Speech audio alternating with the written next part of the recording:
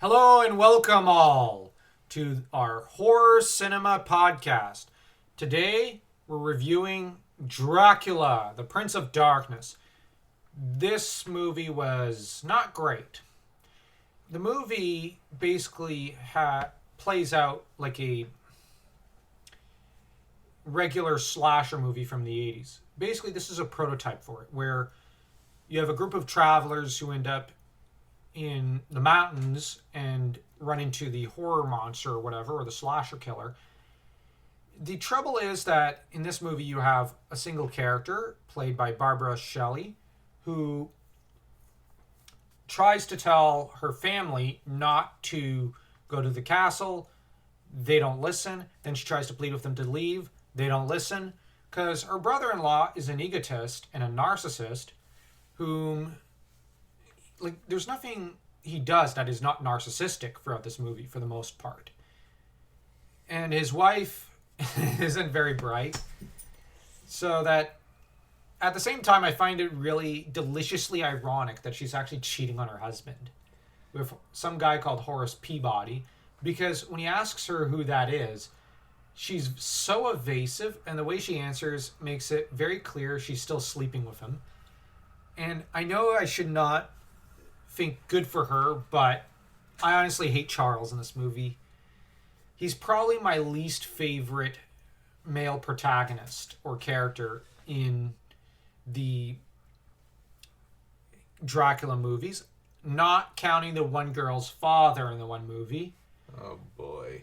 But that said, Helen is really the character who suffers a lot because she gets transformed into a vampire. And I actually felt that she should have been the one who should not have been transformed, and it should have been her younger sister-in-law, Diana.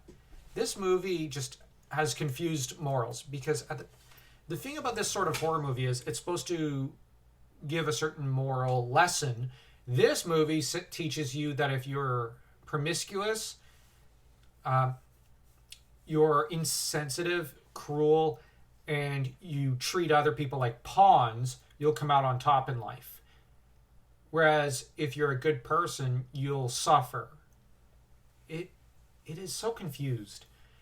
There is one net positive to this movie, though. Clove, this is his first appearance in the franchise, and he is a great character. I really like Clove. I love him as a character.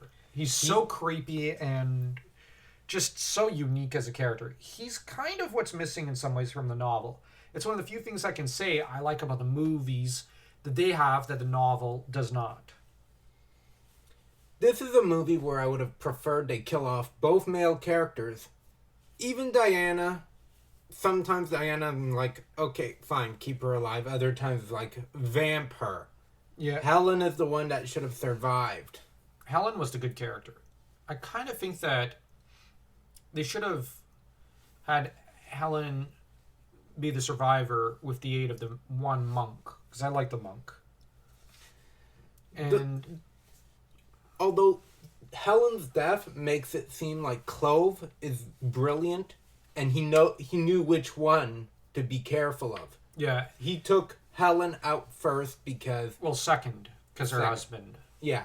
But the thing is, with, like, I don't understand how he just arrives on the scene so creepily, and throughout the meal, the way he's answering questions quietly, there's a quiet air of menace about him in darkness that, you know, I'm autistic. I don't pick up on social cues, but I'm going, wow, I wouldn't want to be in the same room as this guy. It scares me. But then there's the moment when he arrives in the doorway of Helen and her husband's room, where he just says, will there be anything else that you'll have need of, master? But the way he says it is, I'm going to kill you. No, that's his tone and his body language. You have Helen shrinking away, and now she's normally a very masterful woman, but she's shrinking and looking away and almost crying, and her husband stupidly, oh no, nothing at all. And it's like, no, how are you this dumb? The fact that the bimbo Diana noticed some of Helen's behavior is like, there's something wrong with her. And her husband, whatever. She's always complaining. 2 minutes out of London and she wants to whine. But But the fact that Clove is threatening Helen with his eyes and his voice in such a way that you cannot not notice it. And Helen's husband doesn't notice it. Heck, you have the monk who was terrified when he talked about the castle and said, yeah, it's not on the map, but it doesn't mean it doesn't exist. Don't go there. You have the one stagecoach. All right, I'm ditching you. I'm scared, but don't go to the castle. Charles, let's go to the castle then. Pretty much, like, what the? Yeah, they get on the stagecoach and the horses drive them there, but they still make the conscious decision to go into the building when they should have walked away from the building. They've been told time and again by the locals, by the monk, by everyone, don't go near the freaking castle. And they do. This is just such a frustrating movie in some ways. But anyways, let's rate this movie. I'm going to say it's probably